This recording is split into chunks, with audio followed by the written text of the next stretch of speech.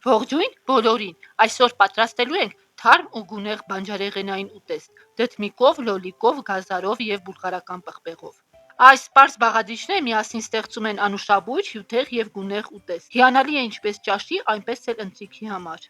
Սկսենք այն պատրաստելը։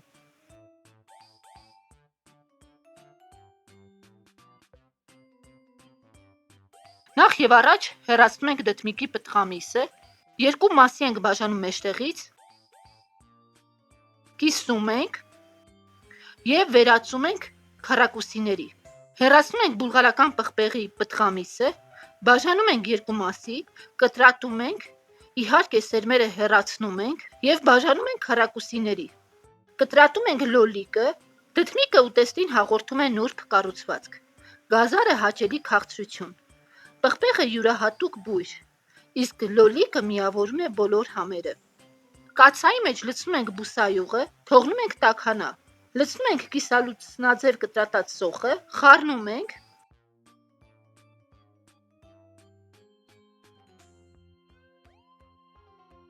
լցնում ենք դդմիկը, լցնում ենք բուլղարական պղպեղը, տապակում ենք միասին մի քանի րոպե, ավելացնում ենք լոլիկը, խառնում ենք, լցնում ենք 200 մլ տոմատի հյութը, համեմում ենք աղով և սև պղպեղով, այդ ամենը միասին խառնում ենք, համեմում ենք նաև չորացրած ռեհանով, քերում ենք սխտորը, ավելացնում ենք կանաչիները, խառնում ենք, ծածկում ենք կափարիչով և թողնում ենք համերը միախառնվեն։ Եթե սիրում եք բանջարեղենային ուտեստներ, ապա այս բաղադրատոմսը հաստատ կդառնա ձեր ամառային սիրելիներից մեկը։ Սիրելիներս, եթե հավանեցիք բաղադրատոմսը, ապա հավանեք տեսանյութը, տարածեք, մեկնաբանեք, գրեք ձեր կարծիքը մեկնաբանություններում և բաժանորդագրվեք իմ ալիքին ավելի համեղ բաղադրատոմս դիտելու համար։